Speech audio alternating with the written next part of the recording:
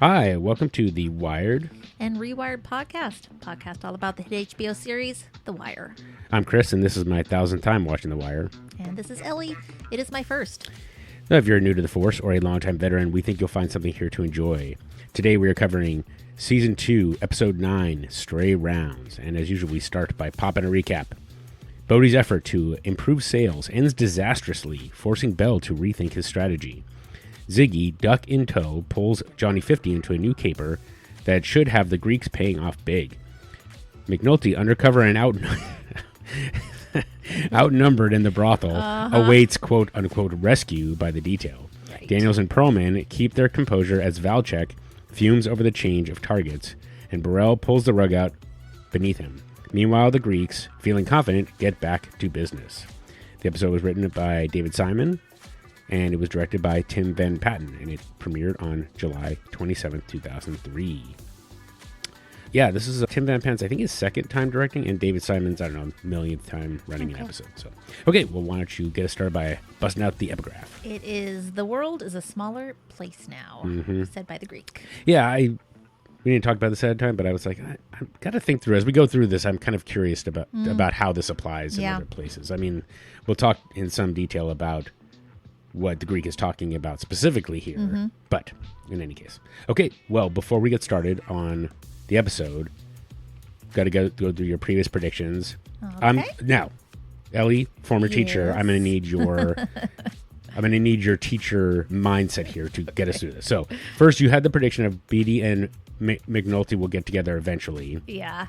I'm going to put that as a eventually. Yes. And that, so not wrong, but just not this Not episode. this episode. We don't know yet for sure. Okay. Frank will be smart about being tapped. Ding. He Yep. did not Okay. use, he's no longer using a cell phone. Yeah. Rendezvous with connections. Yeah. Ding, ding, ding. Okay, that happened. Get some information. We'll get a look at the madam. Even more specifically, got that. Nice. Ziggy will do something really rash. Now, this is the one we'll come back to, so hang on a second. Death grip will not work. Reclaiming the corner. Ding. Riot at the project's not exactly among the people, but there definitely was an impact. So, yes. And it went south. So I definitely give you 3 of 4. Now, Okay. what's your perspective on Ziggy doing something rash? This is not there yet. Okay. Yeah, but it's on its way. Okay. So, yeah, I didn't want to... I felt like partial credit because he's doing something, but... And we'll get into it. He's pretty thorough, and he's got a plan. There's a good plan here. So, we'll see. Okay. So, yeah, I'm not saying it's wrong, but it's like a walk in baseball. You get on base, but it wasn't a single or anything. So, okay. There are a couple of notes from all the pieces of matter, so I will share that. So, it's some interesting stuff about this particular episode. But otherwise, any initial thoughts or questions before we get started? No questions, but this is a complicated episode. Yeah. This one I had to watch some parts over a few times to make sure that I really understood what was going on there. So okay, do you remember which ones you were? Just so when we get to them, we can talk about it. Yes. Okay, perfect. Yes. All right, well, let's get started then. Okay.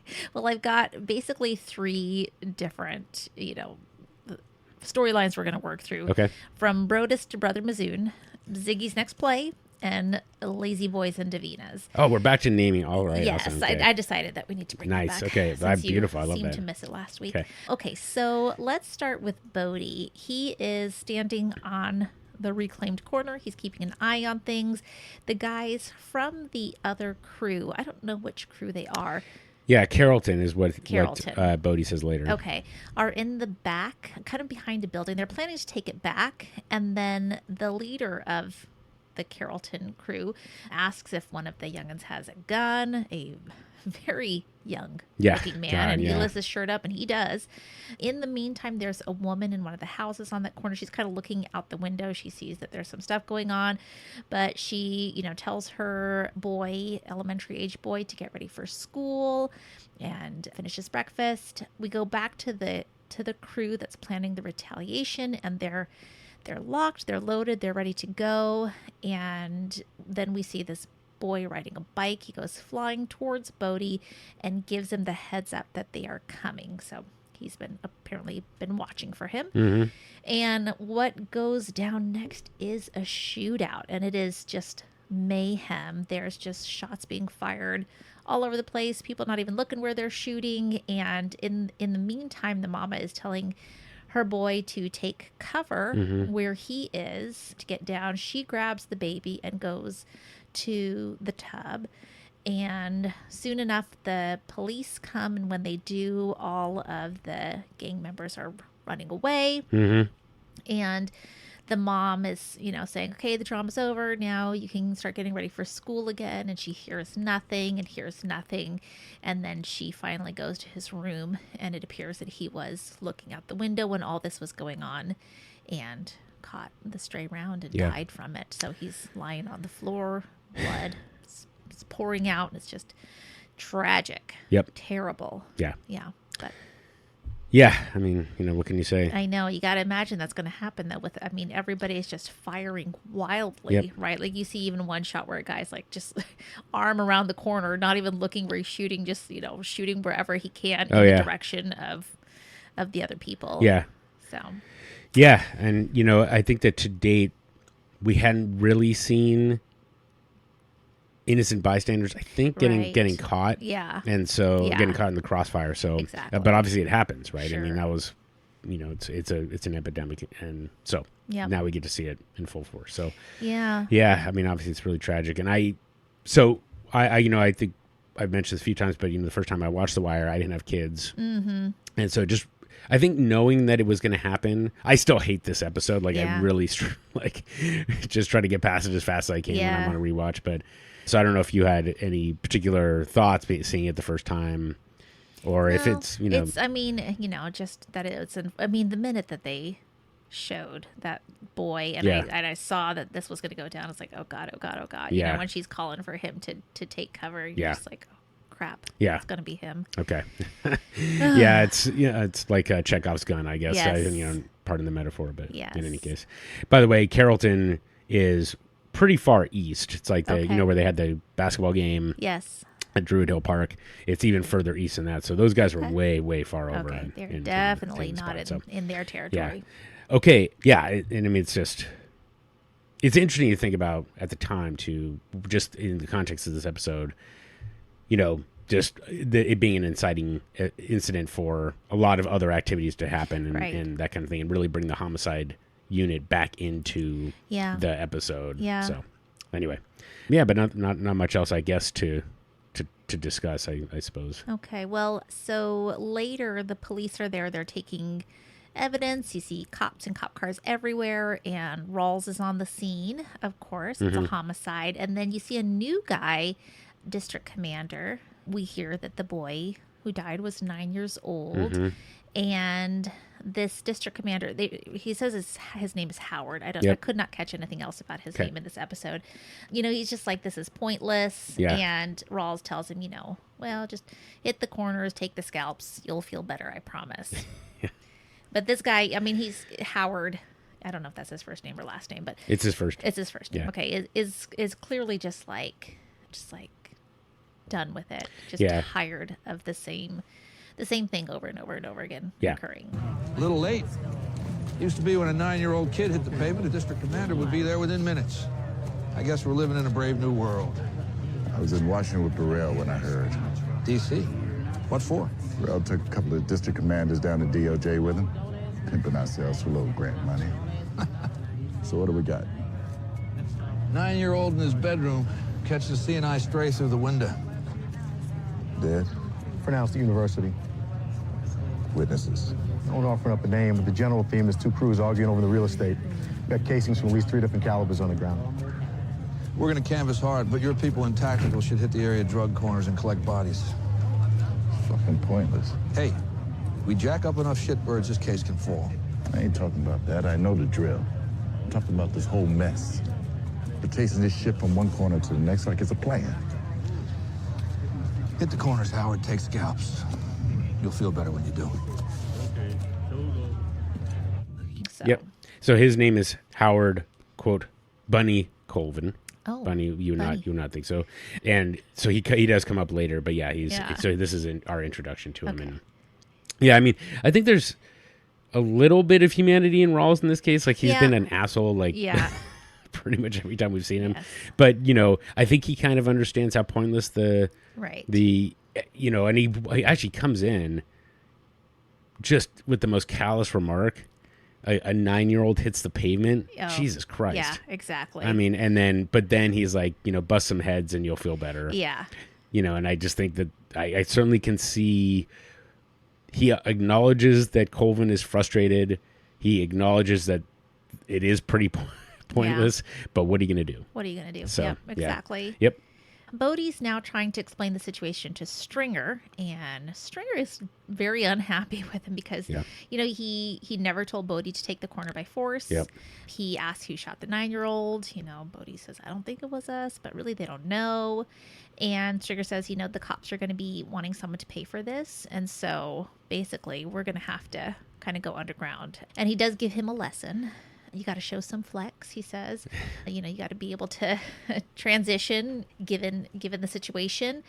And he says that all the guns have to disappear, and he tells him to dump them in the harbor. In the harbor. Yeah.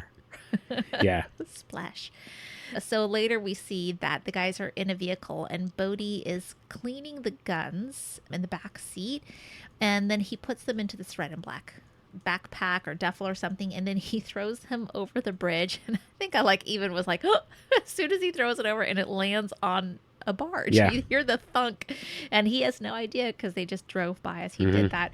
So that's not good. Back at the housing project, the police are stopping and frisking and arresting every black man down there. Yep. And, very roughly. And again, the district commander Colvin is watching and, again, is like, why are we even bothering to do this? Yeah. Right? He's so resigned. So next we have Stringer talking to Prop Joe, and they are talking about Stringer's predicament. And Stringer says, if I'd taken you up on that offer, and he's talking about the offer that Prop Joe gave him at Dee's funeral, we wouldn't have this issue going on now. There would not be any violence. There would be nobody unhappy.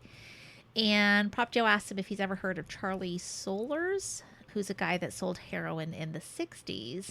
And Stringer's like, nah, I don't know who you're talking about. And it's somebody that was on the west side. And Prop Joe says, you never heard of him because he kept a low profile, right? Like, he is the opposite of Avon. Avon is a soldier. He's who you want if you have a big battle going on, but he's not a businessman. And we know Stringer sees himself as a businessman, right? This is why he's taking all of these classes. So Stringer wants to make the deal now.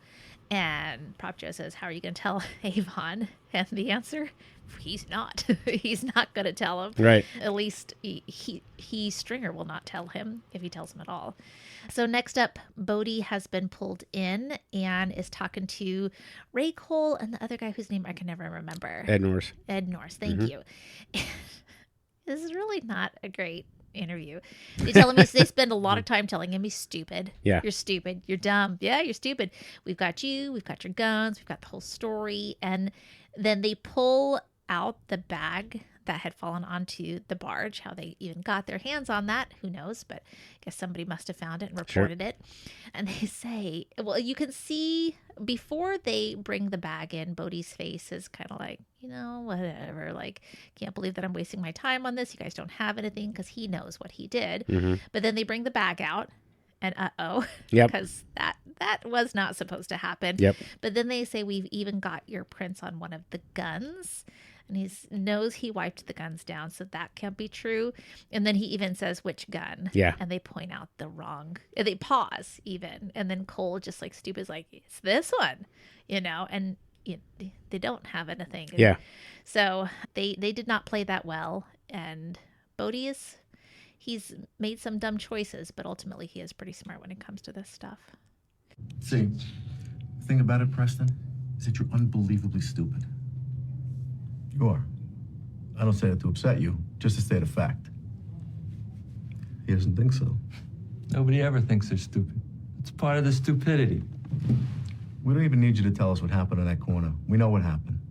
We got you, we got your guns, we got the whole fucking story.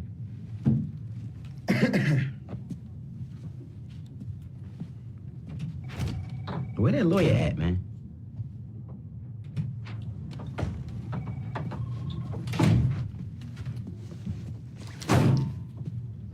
See, you just fucked up. The way you looked at the bag, you know what's in there, don't you? That's you. Right there. Fucking up.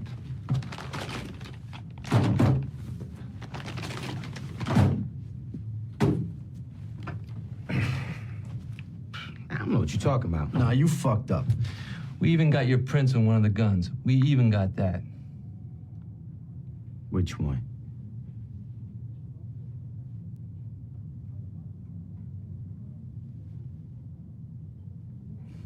That's you right there. Lawyer. Yeah. Yeah.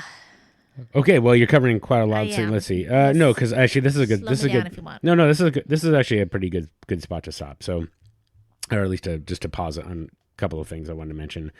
So, on the one hand, so the initial discussion between Bodie and Stringer, Yeah. about how now the police are coming in, now everybody's going to take a time out, and so Stringer does see the value in stay in a low profile, and he Yes. sees the longer view. As soon as this kind of violence happens, Right. now we got to shut everything down for a while. Yep. Anyway, Yep. so that's like so he he has that wisdom to him. Yeah, he did that with Avon too, when like Omar was Yeah. escalating things, and he's like, this shit got for real, and Yeah. we need to back this up a little bit. And Yeah. So yeah, he does do that. Yeah. So and then, but on the other hand, he doesn't seem to have the capability to have the discussion with Avon Yeah. about sort of what the right play is. He can't know. convince him. I know. So he's got like his business and this kind of wisdom to him, but he doesn't have the way to articulate to get Avon to kind of understand what the right move Yeah. to be is, or at least the Yeah. one that'll cause the least amount of friction or whatever. Exactly. So, yeah. So that's kind of the first thing you kind of take away from it. The tossing the bag onto the barge, I thought that was just kind of funny that it was empty. The barge was empty, which made me just think about the stevedores had offloaded it. I And, know, had right? it been Oh a my full gosh. one, it probably still gets caught because when they're Yeah. offloading it, they'll see the bag on top of one of the containers. But I thought the fact that it was empty, it's like, what the hell was that? And somebody went over and looked over and was like, holy crap. And then the Avon, being a soldier, comment from Joe. I think that maybe connecting it back to what I was saying at the beginning about Stringer's view is that Stringer's kind of optimism about Avon's going to listen if it makes sense. He doesn't really, how are you going to tell it to Avon? He just like, I'm going to use logic on him. And the thing about, I think, being a soldier is you're kind of very single-minded focus. Right. And it's like, take by force. Yep. So the idea of like, don't do the thing that you're used to doing. Yep. It was the same thing that, as you mentioned with Omar, it's like, well, if you're a soldier, somebody attacks you, you attack back. There's no there's no other option. It's like, that's how you do things. And he's shown that time again. Stringer just doesn't kind of see it. Yeah. I don't necessarily know, we'll talk about, the discussion with Brianna. I don't necessarily know if Stringer, if he had a different path other than to essentially lose everything, I guess he was probably thinking he's going to lose everything regardless. Yeah. So I might as well figure out some compromise. So I don't know. Anyway, so That's a good question. yeah. So, and I guess we'll talk about then there's this other conversation with, or no, sorry, I take it back. Sorry. The comment, Bodie and Stringer, that first one, Stringer says, it's not, I know you got to be fierce, but it's not always about the rep you carry, right? That was in that first one, right? Yes, that was. And I was thinking a little bit about how you got to show some flex, Yeah.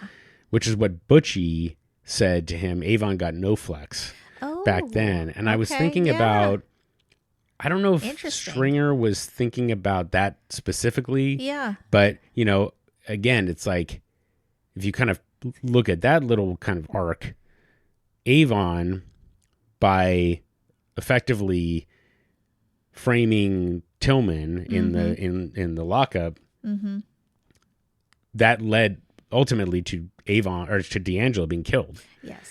So had Avon been like, okay, what's a way to get around, to do this without it being sort of this nuclear option, he potentially could have saved D'Angelo. So, or it could have prevented his death in any case. So, and certainly the rift between the two. So Right. it's just it's kind of and I don't know if, meanwhile, Stringer didn't show any flex either in terms of, That's true. D'Angelo's D'Angelo like out. bugging us, so I just got to kill him. So anyway, it's a very interesting comment, and I'm just kind of piecing those things together as like, this is sort of the mosaic, as we always see, like all these characters are multifaceted. And so anyway, it's easy for him to say, you got to show some flex, but meanwhile, I'm going to go murder my best friend's I'm not going to nephew, be flex at all. Yeah. Okay. All right. So that's my little, just catching this up, and you can keep going. Oh, sorry. No, wait. I take it back. Because I skipped that discussion about in the interrogation room. Yeah. Right. So on the one hand, Bodie immediately lets them know that he understands what the bag is, and they're like, "Nope, see, you fucked up." But then he so coolly says which one. Yes. And then they fuck up. Because they're like, wait, you weren't supposed to ask us that. And then now he knows not only that with the gun he pointed to, the guys had a 1 in 3 chance. Yeah. And it just reminded me, I don't know if you've ever heard this urban legend. I don't know why I like it, but these two college kids travel a fair distance in their car to another university, party all weekend, miss their final. Okay. That was the Monday after the weekend. Okay. They say, "Oh, sorry, professor, our car got a flat tire, and we weren't able to make it back in time." The professor's like, "No problem. You take it the next day." So they puts them in separate rooms. They take the test, and they're like flying through it. It's easy, easy, easy. They get to the last question, and the last question is which tire. Oh, it just reminded me of that. Like, they exactly like that. Yeah, it's an urban legend, but it's a great one. But it's the same thing. It's like they had a 1 in 3 chance of getting the gun right. Just set aside that they were completely caught off guard by Bodie asking which gun. But then you're like, oh, you can clearly tell he's just guessing. Which I got to give Ray Colesbury, what the hell is it? Bob Colesbury credit for playing that up. So anyway, it's pretty good stuff. So all right, that was a lot. That's it. Now we're caught up. Okay.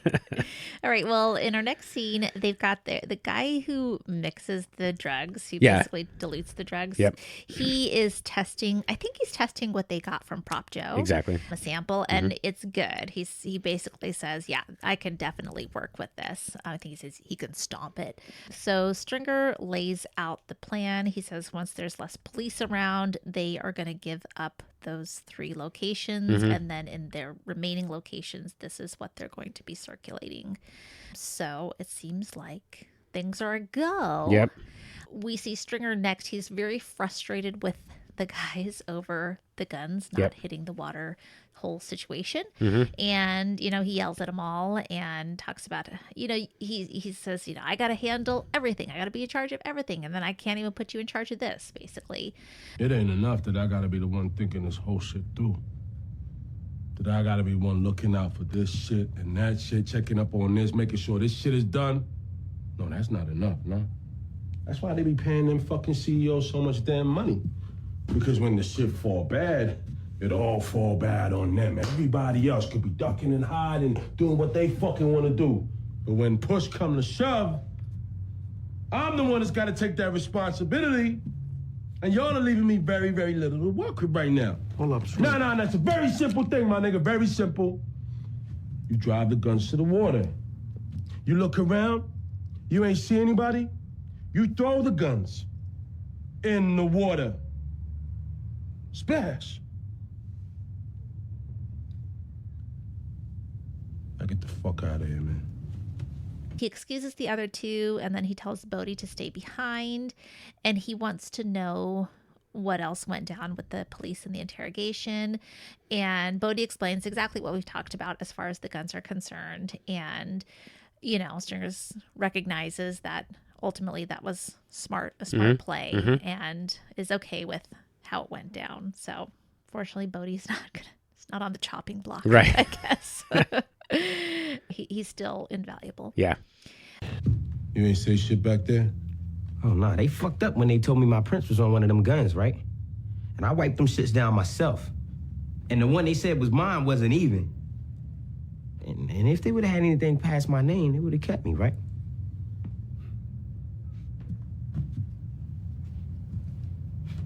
Oh.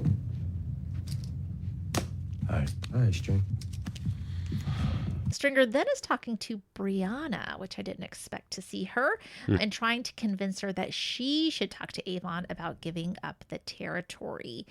And, you know, he kind of says, you're the one that he'll listen to. He's not going to listen to me about this. And, you know, she's family, and it's like her family that fought for this territory and their legacy, I guess. So he thinks she would be more effective talking about it. But she's like, well, he didn't even listen to me about my son and what he was going through and what he needed. Why would he listen to me about this now? But ultimately, he convinces her to talk to Avon. And, you know, he kind of does say, I know you're hurting right now. And she's like, no, you know, I'm strong. I can stand up for what this family needs. And she says she'll go and talk to her brother. Yeah. Now, you know I'm saying this out of respect, Bree. I love the man like he was my brother, but when it comes to something like this, he gonna listen to you more than he listen to me. You think so, huh? All I put in his ear about my son didn't do a damn thing now, did it? All them times I told him that he needed to do more for D'Angelo. And what happened? He feel for that. He feel for you. I know he didn't see it coming. And none of us seen it coming. I did. I swear I saw it. You didn't listen to me then? What the hell you think you're gonna listen now? Because we got a weak product. And we holding on to prime real estate with no muscle. I don't got Weebay. Stinking bird. Now look, I know that your heart is heavy. I know. But them wolves is at that door.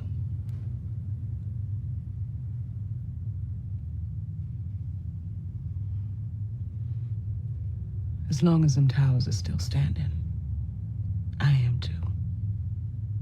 And I'm be damned if I'm gonna let everything we fought for go to shit. So, but to no avail. Right. Because the next time we see Brianna, she tells Stringer that Avon said no, that they worked for what they have, and he is still looking for an alternative to their product source. And that, not just that, but he's sending them Brother Muzone from Muzone. Yeah, you got Muzone. it. Brother Muzone from New York City, and he is working on retainer. Okay, this is interesting because it seems like this is somebody to be very afraid of. Yeah. And I don't know what that means. Like, is he an assassin? Is he like somebody who has a big crew? At this point, I have no idea what to expect with this guy, right? Yeah, it'll become clear. But yeah. I know. Yeah. Okay. I mean, I realize that, but Okay. yes, but I'm just relaying my feelings in the moment. Sure. Okay. Fair enough. Okay, so Stringer is again talking to Prop Joe and tells him what Avon is doing, which is really surprising to me. And he's saying now we've got to do something about Muzone. And Prop Joe's like, what, we gotta do? Exactly. What? That's your problem. Yeah. Because, Stringer's like, well, it can't come from me. Right. I can't take him out of the equation. So it's got to be you. And you can see Prop Joe is just like very reluctant to get on board with this. He is a good businessman, and this is, like stinky cheese to him. But Stringer says, look, there's still some time before all of this goes down. We have like a week of time to kind of figure this out. And basically he's just like, just go forward with it. Yeah. And once everything's in place, Avon will accept the way that it is. Yeah. Which I just didn't think that was very good reasoning, but okay. You fucking with me, Ray? Brother Muzone from NYC. I went to Avon and told him I didn't have enough muscle to hold down them towers, played it like that. Yeah, and he reached out. Yo, I'm still holding on to this deal. You know what I'm saying? This is just some shit that we gotta deal with. Deal with how? My nigga, I would take the motherfucker out if I could, but Avon can't know it came from his own people, right? You don't think I'm gonna send any of my people up against brother? Shit. That nigga got more bodies on him than a Chinese cemetery. True. Look, I'm just saying, this your problem, not mine. You want my product, You need to deal with it. All right, so listen, we got some time here. All right? Avon got to send up word, wait for word to come back, set up a price, talk to Brother Muzon. I mean, set up the whole shit, and that's like a week or maybe 2. And by that time, your people's gonna be in the towers. And if the money's right, then that is what it is. Ain't no nigga from New York gonna change the facts from the ground. All right? Yeah, I mean, It's such a weird line of reasoning to me. And the entire time, Prop Joe's just kind of looking at him like, huh, all right. Yeah. Yeah. Yep. Yeah, why don't you, there's only one other scene, I think. Yeah, so why don't you finish it out? we'll And just come back to finish it out because let's see here. It's at the very end. Yeah. Where we see, the district commander, what did you say, Colvin? Colvin. Mm-hmm. Colvin, another officer. They're looking at how many cops they have down there. They say, oh, it's pretty quiet today. And they leave. Yep.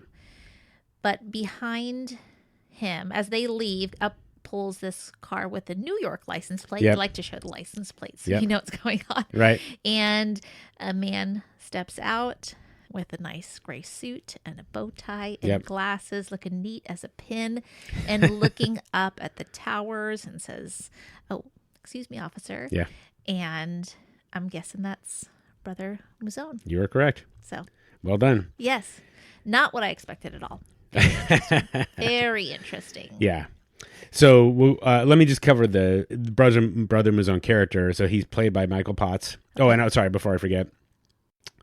Colvin's right-hand man there is, his name in the show is Lieutenant Dennis Mello. Okay. And he is actually the real Jay Landsman, meaning that he is that right? was the homicide sergeant. Okay. And he, interestingly, auditioned for the role of Jay Landsman. No way. But he just he couldn't nail it. Oh, I mean, like, Delaney I Williams. can't imagine Landsman so, being played by anybody else. Right. So Landsman. there was that. And even though, Landsman, the character didn't have a lot. Even then, like, why is young Bodie not being hurled with great abandon into one of our interrogation rooms? Like, so good, Delaney Williams. So in any case, but going back to Brother Muzon, Michael Potts said, I came in basically when they had pretty much given up on finding the actor for the role. And that first episode that I came in, I had just one line, just one word, just officer. And that was supposed to be it. He wasn't supposed to come back after that. That's as much as they thought. They didn't think they'd be able to cast the role, or it wouldn't work as they had envisioned it. So he steps in and he got the role, and he'll play a huge part in this season. Oh, okay. And meanwhile, Ed Burns, one of the creators, said he was basing this off of a guy who was part of an offshoot of the Black Panthers. Oh. And it was very, and basically he was, sounds like he was holding up federal agents for their equipment. Oh, really? And he got caught, but when Ed Burns was talking to him, he was very focused, had very revolutionary type ideas, very firm. And Ed thought, maybe you can take that attitude, that strength, and that discipline of one of Louis Farrakhan's people and mold them into this guy and find an actor who could play that. And that's what they did. So just an interesting little piece there. So I love the fact that they thought they were just giving up on him. Meanwhile, just to go back to Brianna and Stringer, we hadn't seen Brianna obviously since the funeral. Mm-hmm. And so it's interesting. Stringer's kind of played himself into this kind of web, right? Yes. In that he needs Brianna to help. I hate him talking to her about Dee. Yeah. Her grief and knowing what he did. Oof, I hate it. Oh, yeah. Yeah, for sure. And, there are some close-ups on him as she's talking. And, you just have to, he's just, I know you feel bad about this, and I'm responsible. So I like that they did that. But I did want to mention, he's talking about, in the first conversation, he's saying how we're trying to hold on to the towers with no muscle. Right. And it made me think about that setup in season 1 when Weebay and Stinkum were going to go try to take out Scar. Right. And that's where Stinkum got killed. And, just the strategy that they were using seemed well thought out, seemed smart. Yeah.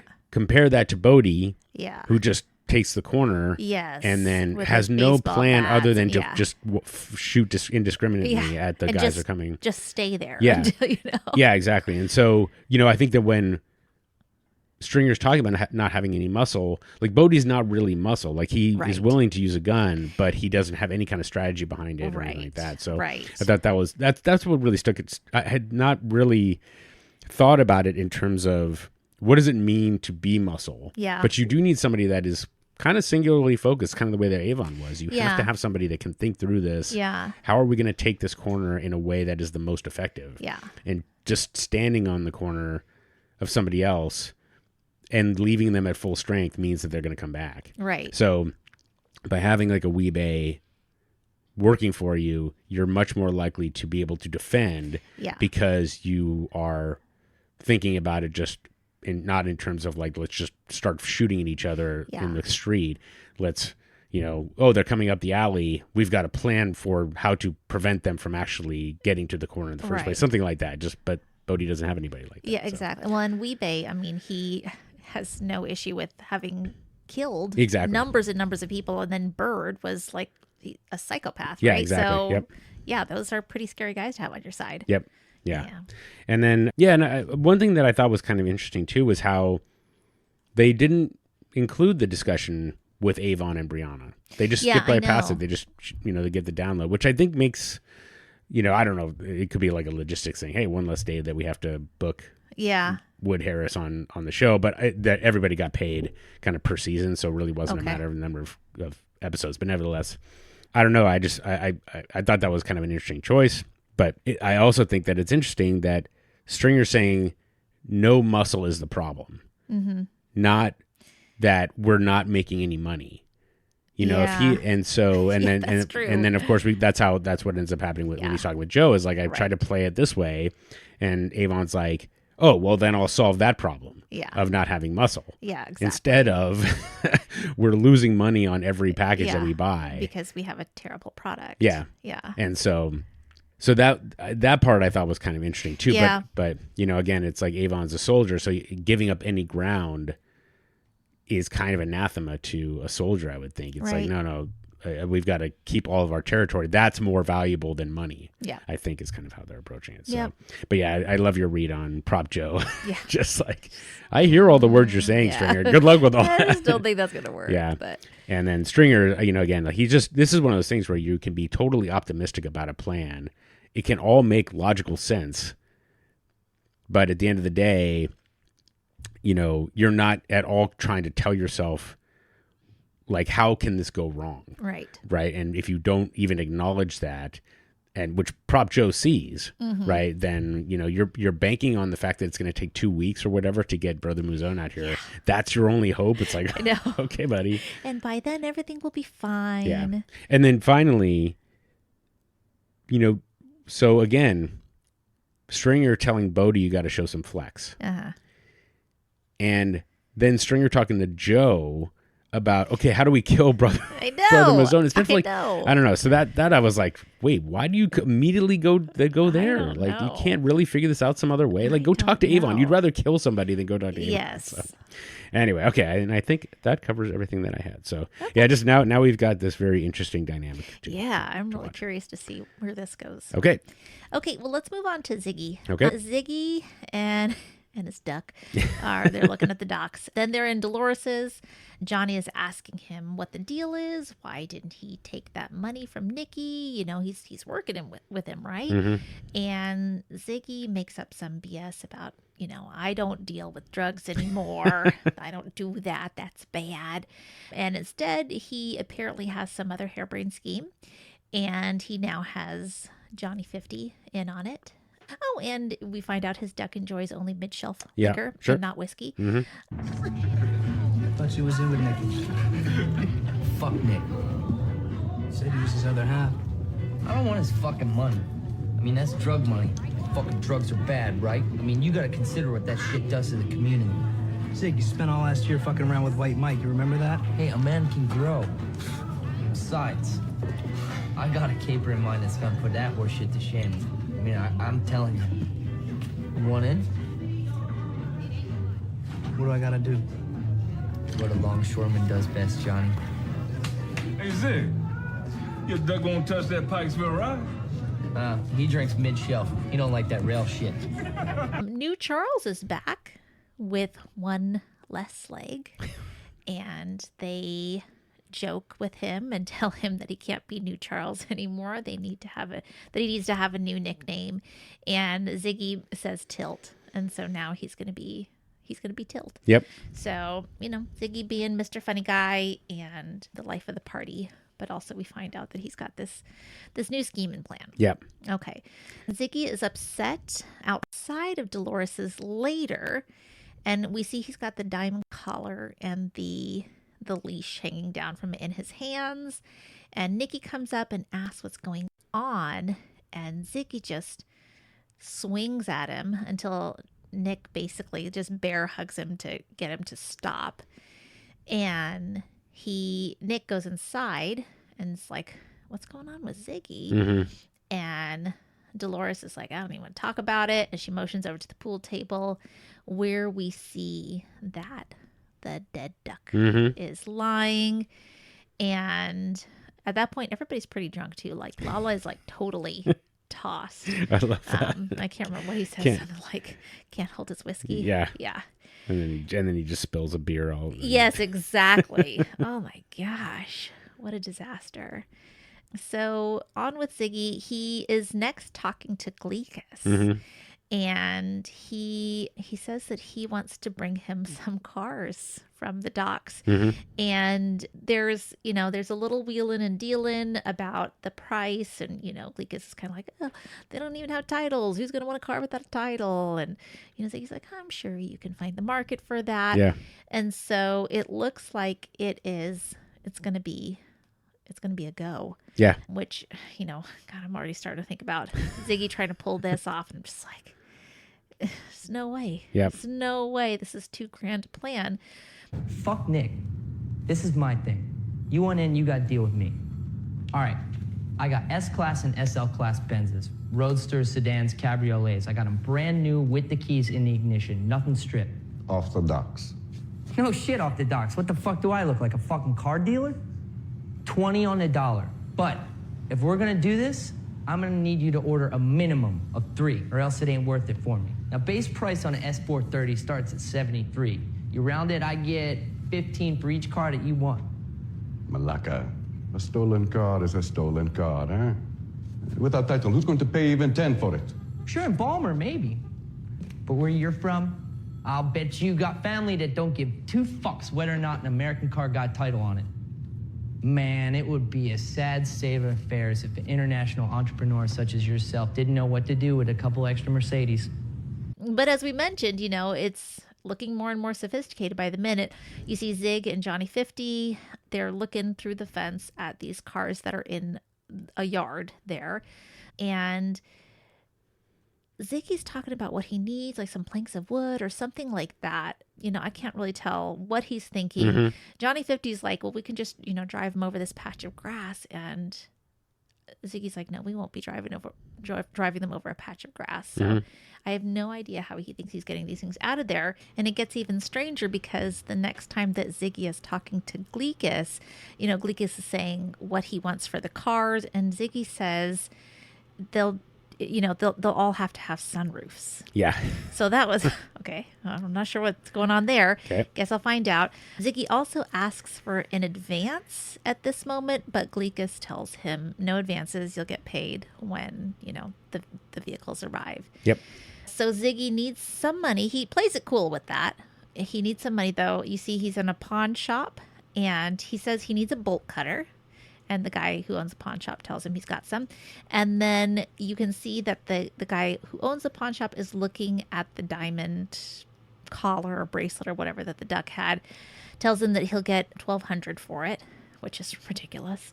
But there you go. He's going to get some money that he needs. Right. You have to imagine what did Ziggy pay for retail? Good Lord.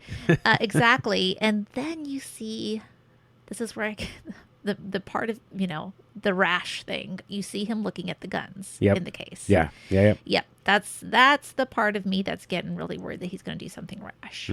So that's it. Yep. So Super Zig. Yeah. So just to cover a couple of little things. So the story about the duck, we talked about how that was a real thing last week.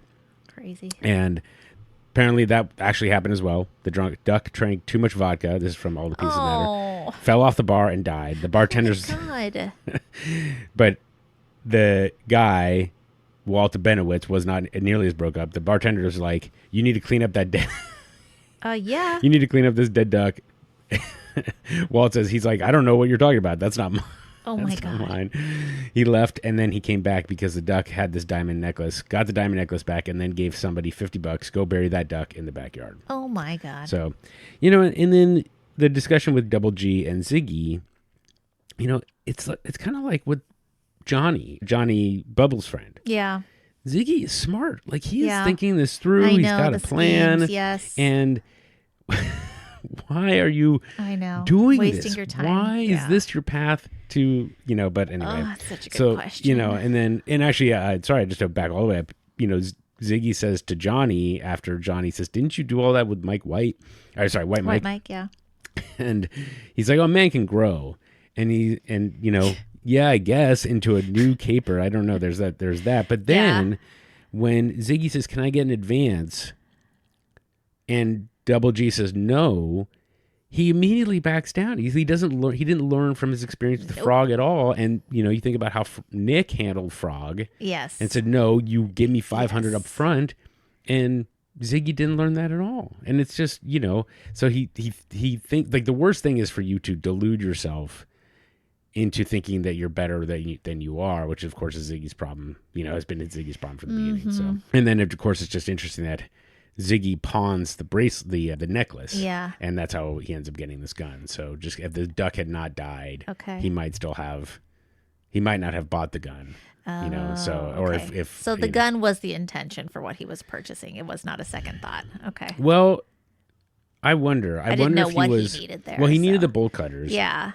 And then but he saw the gun. Money for sure. Yeah, so. yeah. And then he saw the gun, and you know, I guess that's probably what I'm thinking. I'm thinking a little bit about like he didn't have a gun when he dealt with Frog the first time, right? Which is what he needed to do, right? Yeah, he needed to have that. Yeah. And actually, now I'm connecting it back to Prop Joe saying, when you're up against the wall, you go to the gun. Yeah. Ziggy didn't do that the first time. Yeah. And now he's like, right. I'm and he didn't have a gun when he was with again. Cheese. Yeah. Getting beat to pieces. Yeah, exactly. So there, anyway. So that's it. And yeah. So okay. now Ziggy's path he's on his way. Oof. Yeah. It's not good. Yep. It's not good. No. It's getting messier by the minute. Indeed. All right, well, shall we move on? Let's go. Okay, Lazy Boys and Davinas. All right, the detail. Everybody's explaining the situation as it stands with Daniels. It's clear that these criminals that they're watching are aware the police are on to them. The talk on the radio is different. The warehouse has nobody going in and out. And Frank Spaka is not using his cell phone. Mm-hmm. And, you know, they say, hey, was it having the police stop the second can? Is that what caused this? But they realize that these guys probably switched the can themselves. But they can tell that at least, you know, they're not completely on to them. They don't know everything that they have.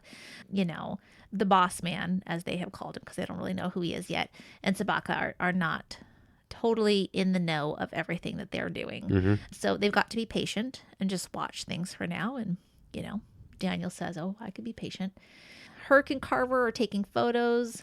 It's going slow for them because there is a lack of activity. This is kind of going to be a theme for the episode for those two, sadly, until the very end. Spiros is now meeting with Nick, and there's who's the name of the other guy that works with them? Aton? Yeah, Aton. That's right. Aton. Nick says someone's waiting for a package of drugs, but Spiros explains, we're not doing any business right now. We've got to be careful. You know, your Uncle Frank was right about that.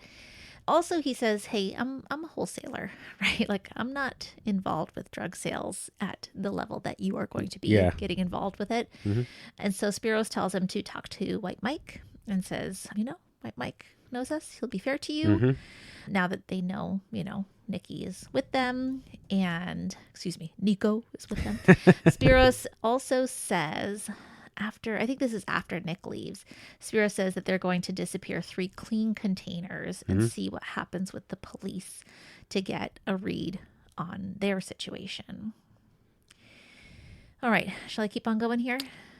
Yeah. I think the next thing when the details talking, then we'll pause. Okay, so McNulty calls Connections again, and he is trying to set up a date. Mm-hmm. And they start asking him some personal questions, and he answers them very evasively. And they're like, "Yeah, no, not going to make this work out. Sorry, we're not available right now." Mm-hmm. And Rhonda and Keem are listening in, and Keem is just like, "You suck. Yeah, You're terrible at this." He's like, "Oh, I'm sorry, I don't know how to do this."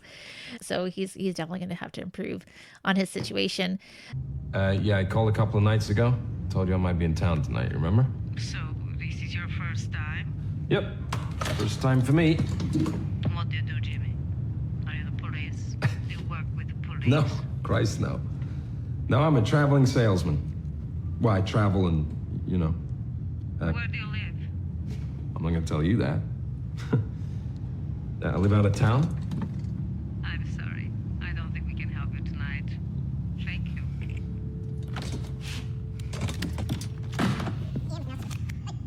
You sucked. I mean, really. Fuck if I thought I was going to be interrogated. I mean, Christ, I'm just a guy looking to get laid, right? The rest of the details talk about lazy boys and Davinas, and we find out that is a code on the wire for dope and coke. And they're trying to figure out like quantities or weight because they're not using the same language that the guys in the projects are using. There are no numbers on anything above 5. And so what could that mean? Ounces is not enough. When they think about what Prop Joe is moving, the only amount that would make sense, or the only unit that would make sense, is kilos. Yep. But they definitely need more intel. You know, as we mentioned, there's no cars going in and out.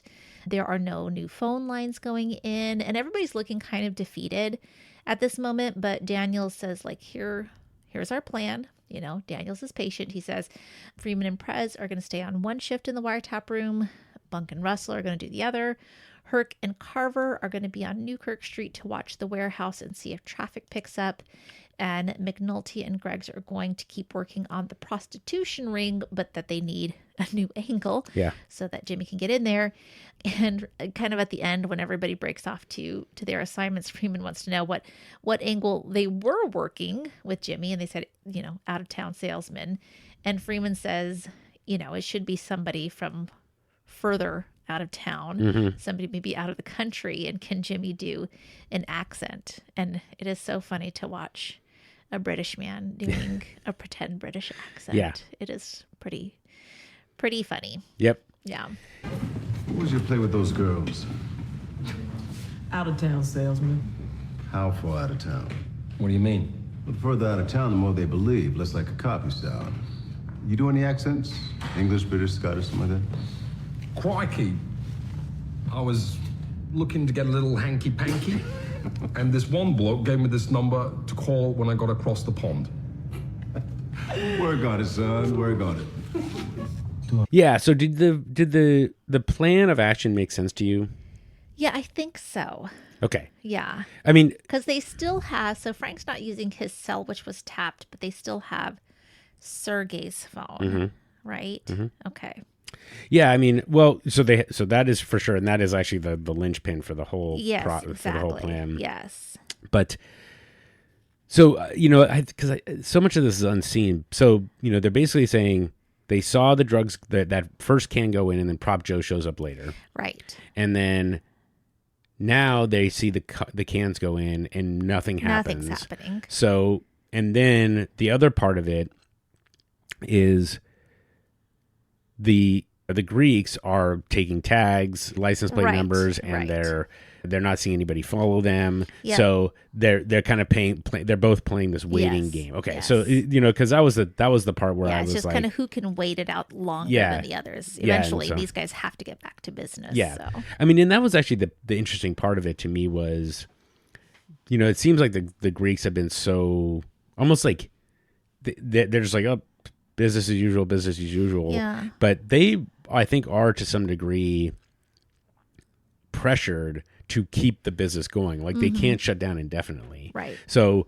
they don't really show it, but to me it seems like they don't want to be shut down for very long, in kind of the same way that Stringer doesn't want to be shut down. So I thought that was kind of just an interesting thing. But anyway, the police don't have that pressure, so they're just like, okay, we know you guys are up to something, so we're just gonna watch and wait and wait. Yeah. At least not yet. So anyway, and then your comment about an English person doing a bad English accent. Gosh. There's a real gift to being able to do that. Like, how do we? Yeah, exactly. You ask one of us to do an English accent, and it'll be a bad English accent. But you ask a British, ask us to do a bad American accent. And you're like, how do I do that? How do I make that sound? So anyway, okay, yeah, I think that. Yeah, and then I just love Kima. You sucked. Yeah, okay, you sucked. Yeah. And of course, it is also funny that McNulty, who is almost certainly very gifted in lying, just completely get caught off guard by like, I don't know, I'm out of town salesman. Like, what the hell kind of job is that? From that where? Even exist? Yeah, I know. Yeah. Okay. It's terrible. Yeah, but that's all I got. So. Okay, well, Spiros and I think it's Aton are talking, and Spiros is saying that they're having trouble getting paid what they're owed by the Colombians for the chemicals to make the drugs. And Aton says, the Greek will be angry. Spiro says the Greek, he will be smart. So, we see how he is smart about this later on. Back to homicide here. Landsman says just some really sick shit about the 9-year-old being killed. He's just so terrible. Basically about how the whole city is overreacting. And he's talking to Cole, I think, and he says, "What's the street talk?" Well, the street talk is mentioning Bodie, this guy Bodie, and have you been looking for him? Yeah, we've been looking for him, but he's nowhere to be seen. They've been waiting at his grandma's house. We've met his grandma with Herc before, so no Bodie yet. Back to McNulty, Freeman. He and Freeman come into Daniel's office saying, "Guess what? This Englishman." McNulty, aka Cromwell, found his way into the brothel. It would be nice to have a tap when they get in there. Daniels wants to know why Sergey has no record and wants him to ask his friend at Woodlawn, who is the FBI dude that he pissed off in the last episode, Fitz. And he says, look into this Gleekus guy also. So it's kind of, I like that they brought that back. Yeah. Yeah, that was good. Yeah. Shall I keep going? Sure. Okay. Beatty watches a can disappear. It's Tapco line. It's with Pacusa working it. And so they give Herc and Carver a heads up. They want to know, they tell Herc and Carver, what do you want us to do? Well, tell us if it arrives. Yeah. And then what do we do if it arrives? Just like, tell us what happens to it. And, they're just such knuckleheads, and they're totally bored. I feel for them, right? But they, then they're like, oh, they don't respect us. Yeah. And it's just like, you don't even know what to, like, you can take no initiative. Right, exactly. Right. So, yeah. Okay. Well, McNulty is hanging with FBI dude Fitz again, and it appears there are no hard feelings. Fitz understood the situation, and McNulty gives him the images of Gleekus and Sergey. And Fitz looks them up in the system, and he finds out with Gleekus there is a case on him in San Diego, and the agent was somebody named Koutras, which is a Greek name. Yes. Isn't that interesting? So they call up Koutras, and Koutras is like, well, there's not much. I'll send you what I have on it. It's more like just a mope playing it slick. But when Koutras gets off the phone, he has this concerned look on his face, and he pulls out a little black book from his pocket, and we can guess, like, he's probably calling the Greek. That's my guess anyways. Yep, you're correct. Yeah, so that's not good. And but what I was kind of getting confused was I thought that Koutras was in San Diego. Yeah. He is. No, no, that's the right impression. Okay. Oh. But we don't know where Koutras is at the moment. Okay, got it. Thank you. All right, God, I was so I haven't given confused you by any. that. I haven't given you any information. Okay, but that is that is that's all I needed to know, is that my impression of that was not wrong. No, that's correct. Yes, your impression is correct. Okay, let me see here. A can is brought to the warehouse by Sergey. It looks like no one followed them. Carver gets pictures of this as they're coming in. Sergey tells the guy, take the tag numbers from the cars on the street against. The guy's like, I've been doing that every single time. They're like, I'll do it again. So they're still being very cautious. Mm-hmm. And then we see the Greek, Spiro, Saglicus, and then another woman that we haven't seen before. Correct.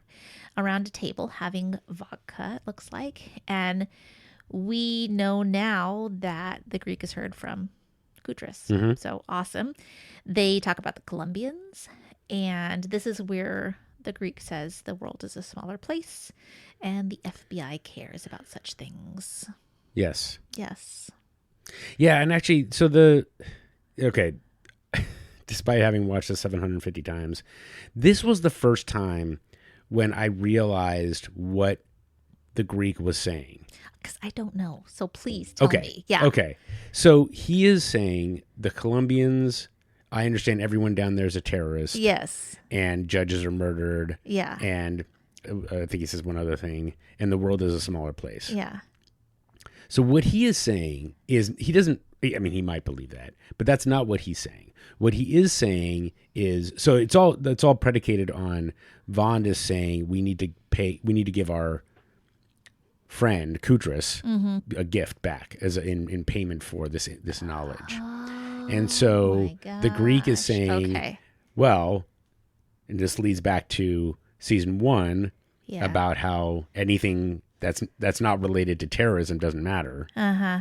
So the Greek is saying the world is a smaller place. The FBI is scared about everybody. Yeah. So the Colombians are terrorists. That's what and so he basically lays out this. Okay. Oh my gosh. Now I get it. Plan. Yeah. And so he tells Kutris, we'll get to that in advance. So that basically, but he's like, this is how we're going to set up and also send a message to the Colombians. Right.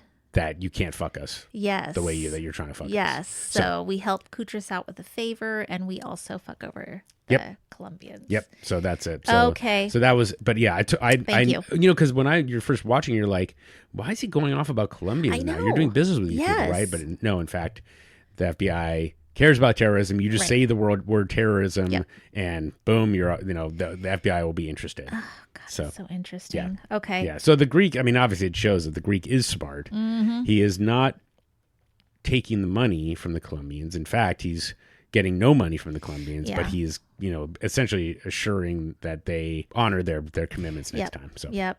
Wow. Okay. Okay. Thank you for only took me explaining 750 times. So, there you go. I appreciate it. All right. So Bunk and Beatty pick up a call on the tap and they can tell that it's Sergey talking to, I think, Avon. Yeah. They call Perlman at home. They're ready to get a new affidavit now. They have enough for another wiretap because of what was shared on that line. So now Perlman's back at the detail. They're looking at everything that these bad guys are into on this big cork board. What are they not into? They joke. And then McNulty tells Daniels what the FBI gave him on Cletus and Sergey. Not very much, just this case in San Diego. McNulty's carrying a suit, a dry cleaning bag over his shoulder, and Perlman asks him why the suit. He says, I got a date. And you can see this weird look between Perlman and McNulty. Perlman looks pissed. I think everyone feels the tension. It's awkward. They kind of laugh about it. So she's not happy. She's still carrying a candle for him. He's too cool to be forgotten. I guess so. Okay. White Mike and Nick are meeting up. He's now going to be getting the drugs from White Mike. And the Greeks have said, like we heard, he's with us. Give it to him wholesale. And then White Mike asks Sergey if they're responsible for a body that was dropped in his territory or something like that. And Sergey says, did it have, a head or face or hands? It did. Well, it's not us. Yeah. And he, hangs up and Sergey's like, idiot, right?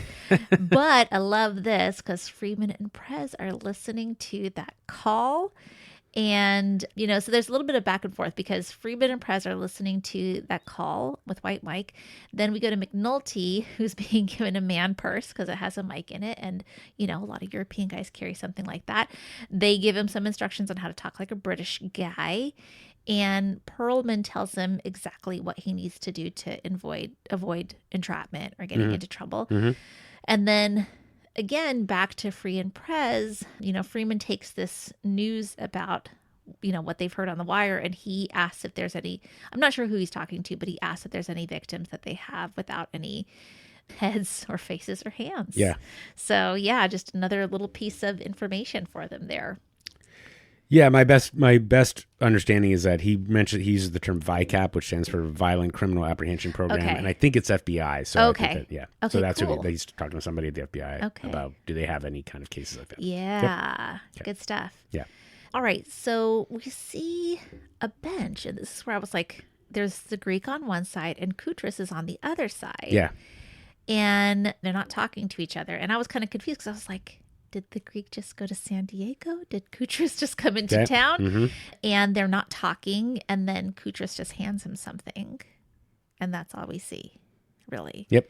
And it's just like cars passing by. It's just like this silent moment. Mm-hmm. Okay. Frank finally shows up. We haven't seen Frank for a while. Yeah, this is his first time. First time in this episode Mm-hmm. here.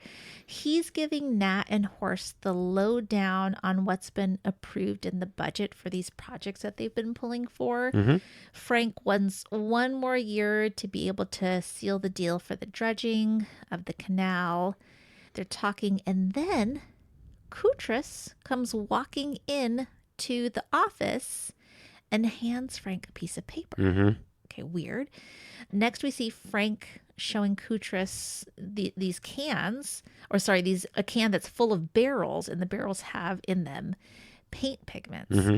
And they even scan the exterior for what is in the inside of the barrels. Mm-hmm. They're looking for something terroristy, I guess, in there.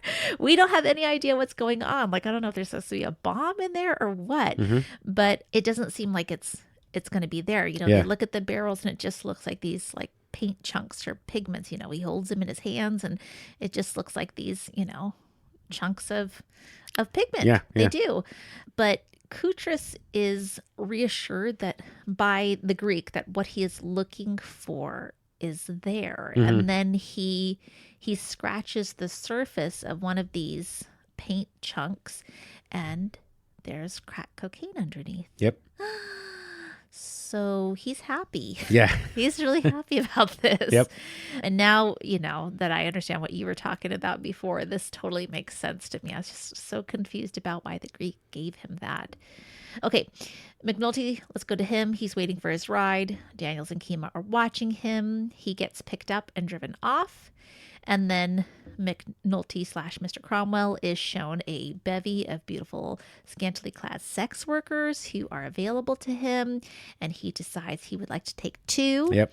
And Bunk and Daniels are listening in. And I think Bunk does an attaboy. It's gross. But the detail starts mobilizing to go in because things are underway. Hey. Underwear. Freudian slip. McNulty is rapidly being undressed and ready for his coming sexual pleasure. Mm-hmm. And so it sounds like it is time to go in there. And McNulty is not really resisting, but he is like, it's time to go now. Come on, time to go. And finally spot on it. Yep. He finds the words. They go in. They knock on the door. They don't blast it down as one of the younger officers would like them to do. Is it soup yet? Let's go.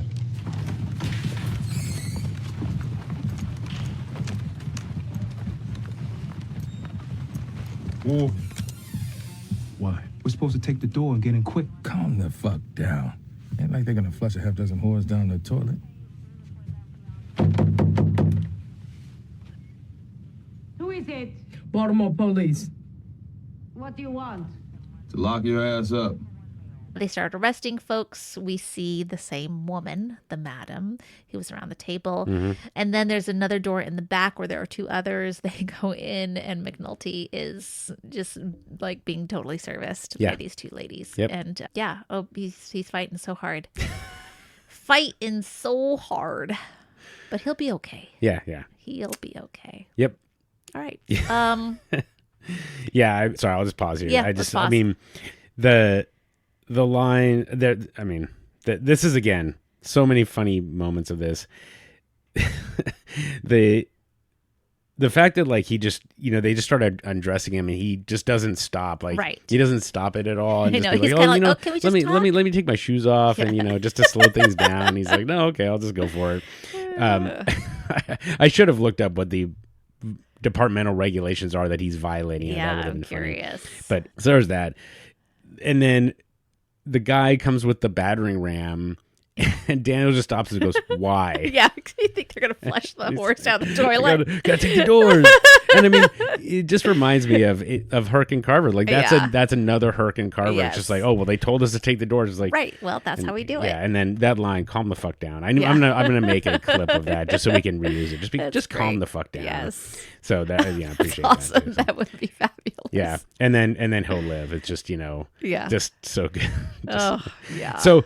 And I don't know, that's just totally crass. But I'm like, if I were in a situation, those women were unbelievably hot. But if I'm working, if I'm like a police officer, like getting erect is not you're thinking you'd come up with something. I mean, exactly. Like, you're especially McNulty, he's got to be in control of that. So that of course is more for comedic effect than reality. I'm pretty sure that McNulty in the real world would be like, there would have to be a lot going on for me to, be able to perform in this particular situation. On the other hand, she was working that camera shot where her hand is hidden. I know. And clearly you can see what's going on. Yes, that was definitely. But in any case, let's get away from that conversation as fast as we can. Okay. So continue. Running. Yeah. The drug seizures on the news, and Burrell, Rawls, and Valchek are watching it while Daniels and Perlman are sitting in the conference room, kind of watching them watch the TV. Yep. It's a little weird. They sort of explain that their own case is taking a bit more time, but it's very promising. And they are explaining the connection of the brothel and the narcotics. And let me see here. Oh, and God, Burrell's comment about like, oh, if you find a list of repeat clients, make sure you flush that. Yeah. It's gross. It's the way that they react to that is really gross. But Valchek poor Rhonda has to be. I know. God damn. Valchek is super displeased with what's going on. He's like, well, what about, Frank Sabatka. Burrell's like, I gave you what you asked me for. You asked for a detail, you asked for Daniels. I gave you both of those things. And Valchek's like, oh, now that you're, the commissioner or whatever. Sorry about my dog. That's okay. He's just like, I have no more suction with you, clearly. Yeah. But he tells Daniels and Perlman, this is my case, and I'll tell you who the target is. And yeah, he's just a big jerk about it. Now that, gentlemen, is a case.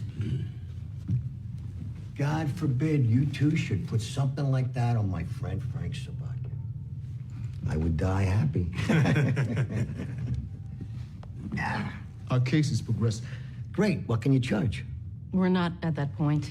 We've got wires into a smuggling operation that we've linked to both drugs and women. And in all likelihood, they're the people who are bringing in the girls who turned up dead in that can 2 months ago. Now, we're on one location that we believe is a transshipment point for narcotics. And last night, if you check the 24s, you'll see that we hit a brothel we also think ties in. A month or two more on the taps and DNRs, and we will be able to identify the top-end players. You hit a brothel? Waterfront condo, high-end. Jesus. Look, if you find anything that looks like a list of steady customers, flush it. I mean, half the names in the Maryland manual are probably on it. Any problems on the raid? Complication or two. Nothing we can't write around. Immigration is holding the girls. And the madam who has legal residency, we cut loose after she posted bail. You try to interview them? See if any will roll? Not while the taps are up. Better to let them think it was a random raid and see what gets said on the wire today. Cut to the chase. You any closer on my murders? If these are the people who are importing those girls, then yeah, we're closer.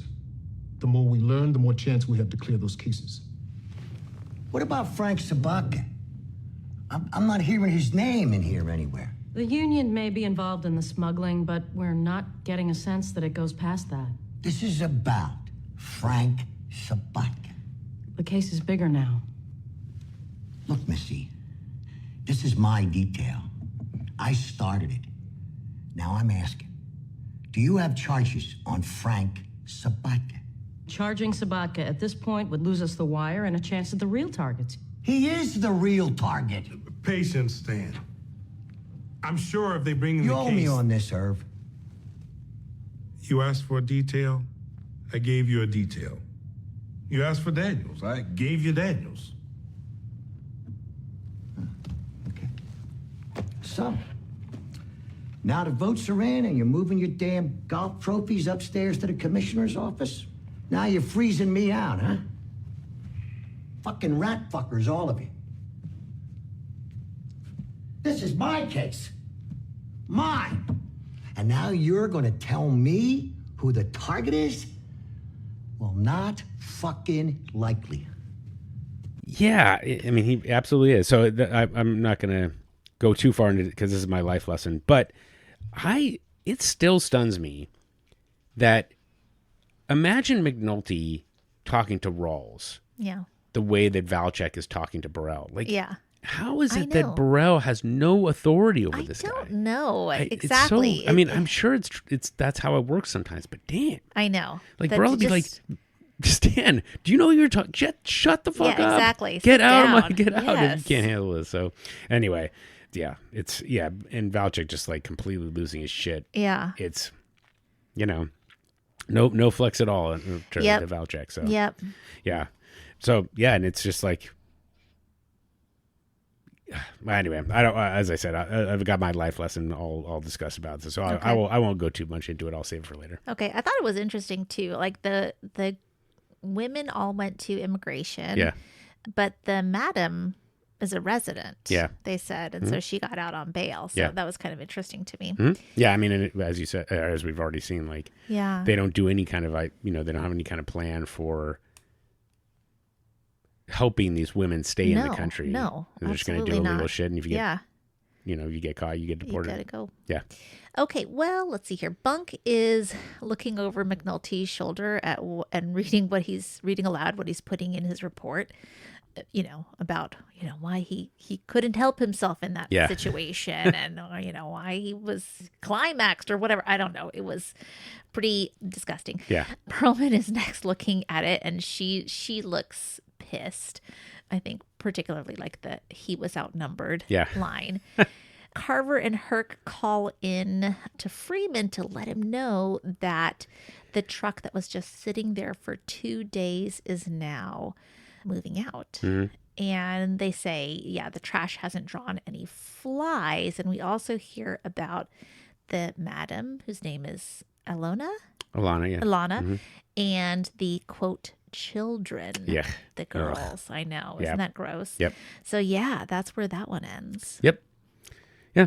So that and I think that there's something really interesting about Prez and Freeman, like watching them together. I don't know that I necessarily appreciated it as much now, but just Prez he is like fully integrated. He knows exactly. They're moving clean cans, and now we've got Aton's number, and they just now they're just connecting everything to everything. Yeah. The two of them working together is really he's a solid team player now. Yep. Still blind to a 14-year-old, so he's still is not quite paid his dues for that. Not quite yet. Closer. And that gets us to the end. That does. That covers all. Now, I mean, now everything's rolling. Yes. Rolling, yes. And now I feel like I understand everything. So thank you. Of course. Okay. Well, that gets us. Layers. Yeah. So now we're at our categories. Okay. So we talked about a couple of callbacks. So I don't think we have anything else to cover this time. Not a lot of. There were some songs in this, but nothing really struck me as being kind of noticeable. So nothing really to mention there. The killer cameos. I actually struggled with this one as well. Did you have any that stood out to you? Well, I mean, do we see the mama again? Oh, no. Oh, geez. No. The mama or the little boy. Yeah. That's it. Okay. That's it. Yeah. No, you're right. I mean, her face. Her face. Yeah. Yeah. Just getting her baby and going into the bathtub. And yeah. I can't even imagine that. God, I kind of blocked that out. But yeah, you're right. One thing if it's for a tornado, but when it's just possible stray bullets. Yeah. Goodness. I mean, and it's just, it's awful. Yep. So I was going to mention the prostitutes. They're the sex workers. I was like, they really made it look businesslike. They did. I'm like, they did, okay, we got to take care of this guy. Let's get him in and out. Yeah, so, but no, you're right. You're right. The family and that mom's face, like when she sees it, you can just feel it. Oh yeah. God. Okay, so good job. Terrible. Good job there, Ellie. Thank you.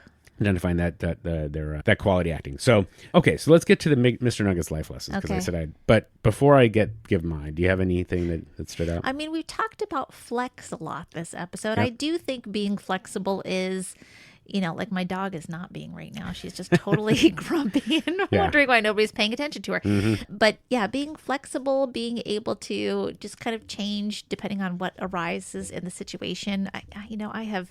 I really dislike it when I work with somebody who's incredibly rigid. Yeah. That's hard for me. I have a hard time understanding that. And, I'm not saying like bend on your principles. Don't bend on what's like extremely important to you and what you value. But some things, man, you got to go with the flow a little bit. Absolutely. Yeah. So that's my life lesson. That's a great one. Know what your principles are. Don't bend on those. Yep. But be willing to adjust to life on boots on the ground. Yeah. Yes. Actually, and that actually fits exactly with what I was going to say. So this meeting with Valchek. Yeah. So if you rewind to when Daniels first starts with the unit, just give me the detail, and he says, go show Valchek we're on it. Yeah. On Frank Sabaka. Yeah. And they go do that. Yeah. And so clearly he hasn't been doing that since then. He just did it the first time. Yep. And so he gets into this meeting, and I'm just thinking, when he says Frank Sabaka, what about Frank Sabaka? They immediately dismiss his perspective or his interest. Yes. Instead of being flexible and saying, "Oh, well, we're coming in with a story," they didn't sort of realize that Valchek is an important part of this equation. Right. And they weren't flexible in their storytelling. So in other words, Rhonda, who is not privy to any of this, of course, she says the case is bigger, and that's true. Yeah. But that doesn't change the fact that Valchek is pissed off about the fact that he's not being listened to. Yes. And so, Daniels really just kind of screws up by not keeping his boss happy, right? Yeah. That was kind of the life lesson before, and he just ignored it. It's like, keep the bosses, like if they whatever their number one priority is, make sure that you're meeting that. And I look back on this particular meeting and I think, if they said, hey, Sabaka, he's already wrapped up. Mm-hmm. We've got him whenever we want him. Mm-hmm. We are waiting to get, and then if they kind of took it a step forward, now of course have the benefit of having watched this 150 times or 750, I said earlier, and say, they're not in the moment, but they said, hey, Major, you're bringing in, this is your detail, and you are bringing in all this other information. Yeah. Like, you started this, and look where we're going to go. Sabaka is only a small part of it, and you're going to get credit for all this other stuff. Yeah, that would be a good way to go about it. Yeah, but instead, they're like, nope, your thing is not really that important, which it isn't. I mean, it's not. Yeah. And he sounds like a whiny baby about it, but yeah, there was a way to deal with both. So, but I like that. So be flexible and in doing so, keep your bosses happy. Make sure that their number one priority is being met. Yes. And that way you just keep them off your back. Yes. It's like you got to file a TPS report. You need a cover sheet on your TPS report. Put the cover sheet on. Even as stupid as it is. I know. So it's a small price to pay. Yes. So unless it conflicts with your principles. Yeah. So. Yeah. Okay. Well, that gives us the end. So, all right, let's see if you can repeat your performance on the predictions. Okay. So let's start with the partial credit. Okay. So you said Ziggy's going to do something rash last time. So he's going to kill somebody. Okay. With that gun. Okay. I just don't know who, and I'm worried that he maybe it's Nikki because he gets outraged with him. Maybe it's Johnny by accident or something. I just think that it's going to be something with that gun now. Somebody's going to die. Okay. Yeah. All right. Good. Okay. Got that. Okay. I mean, that's pretty definitive, which I like. Okay. You're going for it. Okay. Yeah. What next? Let's see here. So the situation with Stringer, I think he moves forward with that. But, oh my gosh, what's going to happen? He's going to try to dispatch Brother Muzone, and it's going to go badly. Okay. To try to dispatch him. Okay. What else here? So then, let's see. We got the Greeks are going to start up again. Yep, right? We got the Greeks starting up again. So let's see here. So now they've got these. I don't know. I kind of thought that they were going to be able to get some more intel from the brothel situation, but the gals that Alana is out on bail. Yep. So I don't know that they got anything from her. And the girls that are now with immigration, I don't know that they're going to be able to get anything from them. So I'm not sure what's going to happen with that. I think, the Greeks are going to start going again. They're going to feel like they're safe and they're going to start moving products again. Okay. So let's see. You got Stringer, you got Muzone. I mean, those are kind of two lines right there. Yeah. Let's see. I just, this whole one with, I just don't know. I just don't know that the Greeks are just so, this one is so slow building that I just can't think of anything really. Okay, that's fine. Yeah, that's fine. I don't know. So let's see. So we got that. It's hard for me. No, I mean, and actually, it's all kind of coming together. So I'm not really sure. Yeah, maybe there's not really that much that, other than like more stuff is going to happen. That's I mean, I'm worried about Frank right now. Okay. Like, so is he going to get in trouble for that shipment having been there? No, well, maybe not because it's not his fault. But does it make them be even more suspicious about him and what's going on? I'm going to start worrying about that. Yeah. I think something's going to happen bad with Frank. Okay. I don't know if he's going to get pulled in or maybe he's going to be like going to the Greek, like, what the hell is this now? Like, I know you're involved in this, crack cocaine being found here. What's that all about? And making a bigger enemy out of the Greek than he should, than is safe for him to do. Okay, well, I won't make you twist in the wind any longer. So. Man, that's so much pressure, man. I can't even tell you. I know. Okay, well, those are all really interesting. I'm excited to see what you think once you watch the next episode. So, and that gets us to the end. So, Ellie, as always, thank you. We will be back next week to cover season 2, episode 10, Storm Warning. So we're back onto the kind of nautical theme. So nice. Glad to hear that. Okay, so Ellie, thank you as always. Great episode. Thank you, Chris. All right, and we will see you all next week. Thanks a lot. Bye. The Wired and Rewired podcast is Ellie Peterson and me, Chris Aronchek. Our theme song is Nice Vibes by Neon Beach. Want to holler at us? You can email us at wiredandrewired@gmail.com or hit us on the burner at 240-488-0060 to leave us a voicemail. We're Wired and Rewired on all the socials. And of course, if you like the show, please give us a rating and review on iTunes, Spotify, or wherever you get your podcasts. It helps other Wire fans discover the show. And until next time. Well, don't just say no to drugs, motherfucker. Say no, thank you.